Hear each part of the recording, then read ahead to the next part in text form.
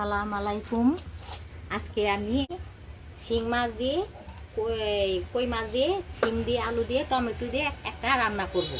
এখন আমি আবার এটার পরে লতি দিয়ে শুটকি দিয়ে আমি আরেকটা রান্না করব। পাতিল বসিয়ে দিলাম। পাতিলটা গরম হইলে আমি পরিমাণ মতন তেল দিব। পরিমাণ মতন তেল দিচ্ছি। আমি এখন পরিমাণ মতন পেঁয়াজ দিচ্ছি, চারা দিচ্ছি। এখন আমি পরিমাণ মতো পানি দিয়ে দিচ্ছি। মশলাটা আমার পুড়ে যাবে। আমার কোনো মরিচের গুঁড়ো দিচ্ছি, পরিমাণ মতন আমি হলুদের গুঁড়ো দিচ্ছি, দিচ্ছি, ধনিয়ার গুঁড়ো দিচ্ছি, জিরের গুঁড়ো দিচ্ছি, পরিমাণ মতন লবণ দিচ্ছি। আজকে মাছ আমি কষায় আনবো।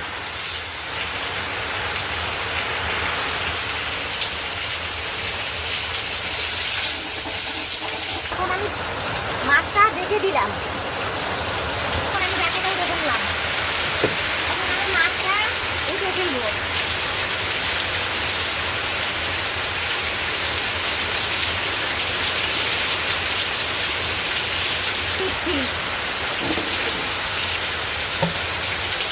এখন আমি একটু তারা দিচ্ছি,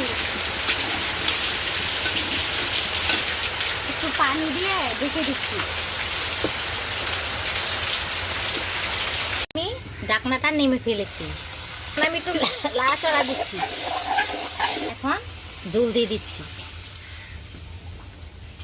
তারা দিচ্ছি, ঢেকে দিচ্ছি, দিয়ে দিচ্ছি, লাড়াচাড়া দিয়ে দিলাম। টমেটোটি দিয়ে দিচ্ছি।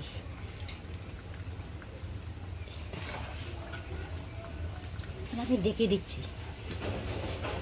শিং মাছ কই মাছের তরকারি, আলু দিয়ে ফুলকপি দিয়ে শিং মাছ তরকারি টমেটো দিয়ে রান্না করেছি।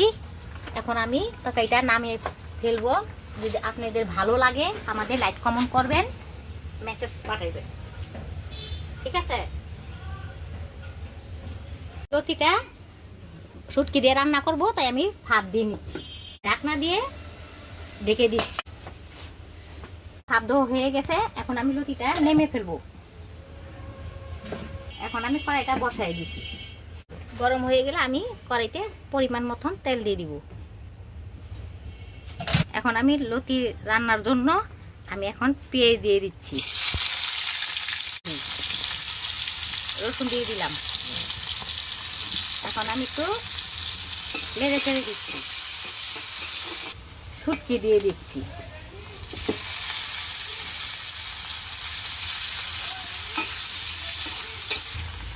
পরিমাণ মতন মরিচের ফাঁকি দিয়ে দিচ্ছি। এখন আমি একটু পানি দিয়ে দিচ্ছি,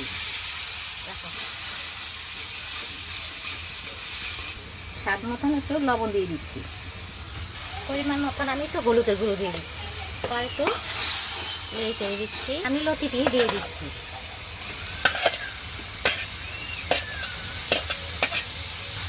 আমি নেড়ে চেড়ে দিচ্ছি। কিছুক্ষণের জন্য লতিটা ঢেকে দিচ্ছি। আমার লতিটা রান্না হয়ে গেছে। একটু পরে আমি নামিয়ে ফেলবো। হ্যাঁ, যদি আমাদের রান্নাটা লতিটা যদি ভালো লাগে আপনারা লাইক শেয়ার করে দিবেন। আপনাদের কাছে আমার অনুরোধ রইল। হ্যাঁ দর্শক বন্ধুরা,